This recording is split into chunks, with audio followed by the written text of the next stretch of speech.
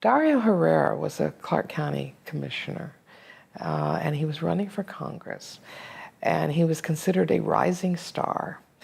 And there was a tip, there was information that he had a juice contract with the Las Vegas Housing Authority, which of course is public money, and it was an advertising contract.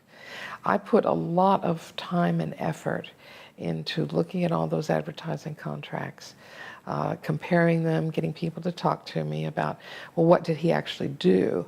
And it turned out he was piggybacking onto someone else's contract. He was getting paid good money, but he wasn't really doing the work.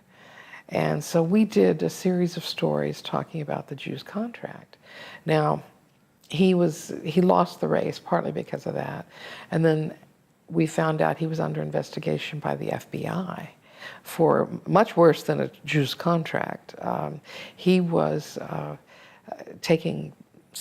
openly taking bribes. Well, not openly, secretly taking bribes. It was a fascinating time when you realize what they're taking money for are zoning changes and things like that, you know, things that we don't pay a lot of attention to.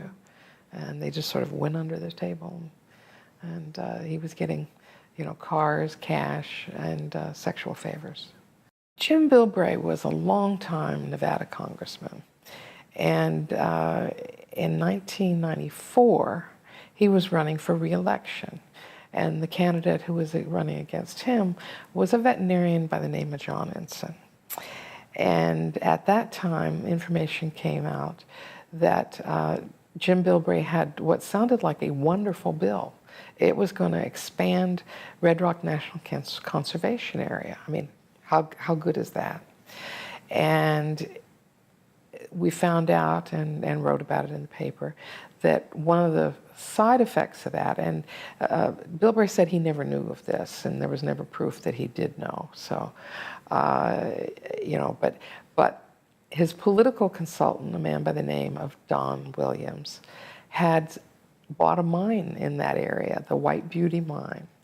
And the White Beauty Mine would have become worth millions to the BLM because they would want to, it was a gypsum mine, they would have wanted to stop, they wanted to make sure there was no mining going on because it would have suddenly been a conservation area. So a reporter, I worked with another reporter, Jan Green, and we did those stories, and they were complicated, hard to understand stories.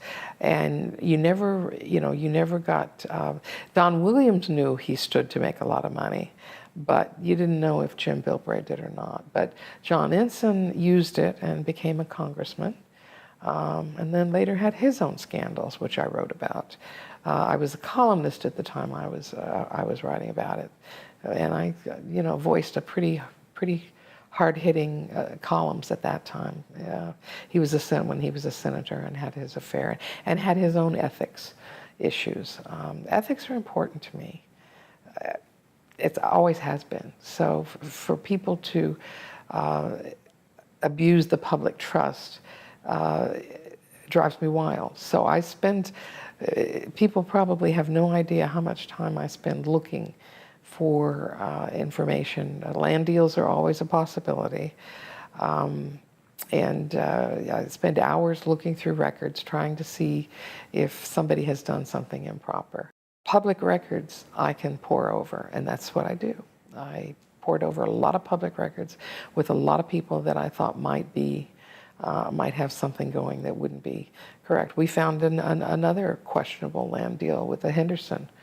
And I was working with the Henderson Reporter at the time, but he was voting, his name was Larry Scheffler, and he was voting repeatedly.